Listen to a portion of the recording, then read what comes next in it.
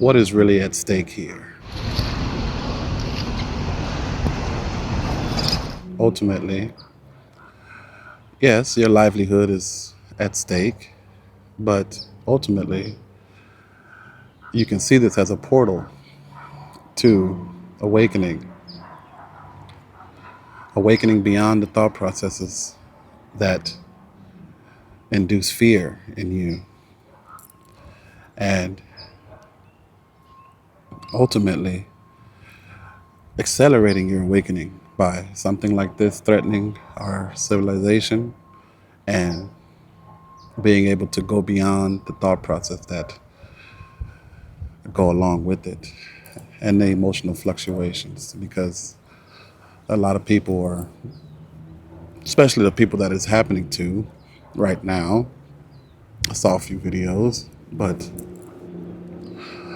see this as a portal to go beyond your state of consciousness, which can help you not only step out of fear, but step out of anxiety, frustration, loneliness if you're by yourself, and can help you go beyond the negativity in the world ultimately. But the portal is presence. You step through those thought processes by looking at them, watching them, even reconstructing them. Because if a thought process, for example, says something like, but we're all going to die, that's a thought. Yes, it's also a possibility. But at the same time, would you prefer negative thoughts like that?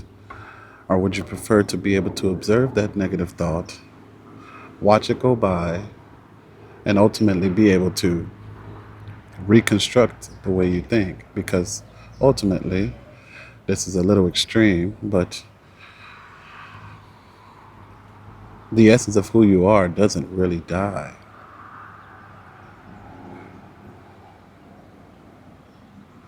The essence of who you are is eternal. It's free of all of that.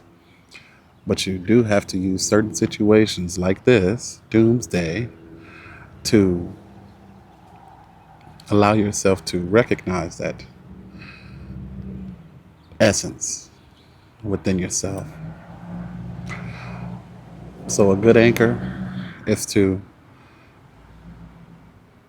at any given moment, especially when the thoughts come about very strong, middle of the night, before you're going to bed, or whenever it is, to shift your attention from thinking to following the rhythm of your breathing. 1 or 2 seconds. Start off with that. That's one breath.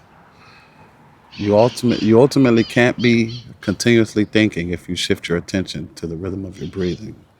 So even here with me, try it now. Say, for example, the negative thoughts are coming in. I can't believe this is happening. Why is this happening? Like I hear most people talk about it. 1 or 2 breaths.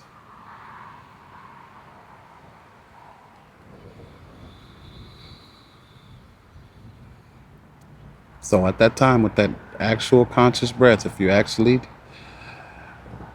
shifted your attention to your breathing, you could not have been thinking. Because if you were thinking, then you weren't aware of your breathing deeply. Now, I like to do a deeper breath than a usual breath. So I'll go.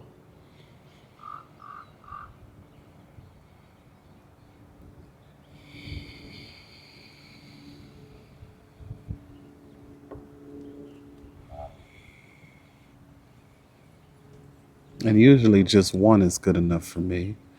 But ultimately, when I get up from here or when I'm walking, my attention is a little bit split, but it's in my following the rhythm of my breathing, and also following the rhythm of my movement. And if you're following the rhythm of your movement, you begin to move more consciously. You begin to do more conscious things. Now, if you've never heard of anything like this and you start to observe yourself and you notice that you continuously want to move fast and get down the stairs already and get up the stairs already and cross over that bridge already, then you're starting to realize that, excuse me, that your mind has a very strong pull. And nothing wrong with that because again, this is a portal. This type of situation brings in more conscious awareness. It's a wonderful thing. But you have to want to, ultimately. Without the wanting to, the mind just takes back over. And the spaciousness is lost. And you're back to being in the normal state of consciousness like most people, which isn't the best thing, but this is what we have to work with right now. So ourselves ultimately need to be the example in a sense that it's shared, it's transmitted to people, not even always through words. I'm speaking words here, but if I stop talking just for a second, I'll stop talking, and the conscious awareness, the compassion, the love will be transmitted through this wormhole of a camera to you and to others, whoever sees this. So same thing when you're in person with someone. Someone comes up with a very reactive way of talking. Did you see that on the news? How they bombed us? And you say, yes, I saw it. But there's no pull of that negativity and wanting to continue being excited about thought. Not only negative thought, positive thought, but just thought in general. And that's usually what the mind does. It likes to exaggerate thought and it likes to keep thought going. That's the job of the mind. It's fine. But being consciously aware and present, still, or whatever you like to call it, you take a little bit of that control back and you're able to be there as if it's not even happening. But at the same time, knowing that it's happening, but not ultimately being pulled along by the stream of thought that invites this into our life. So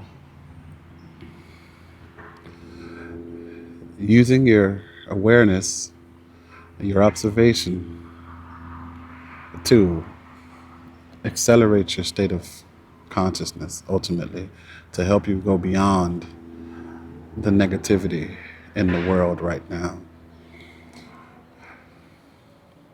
Use it as a practice.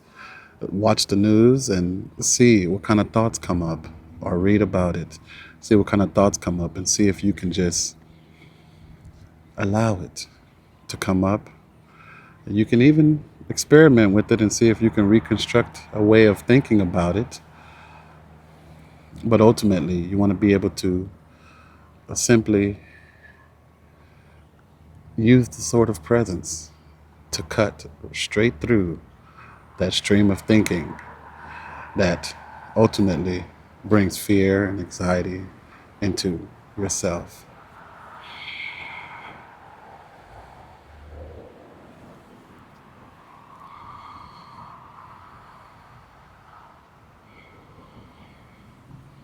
Thank you for joining me.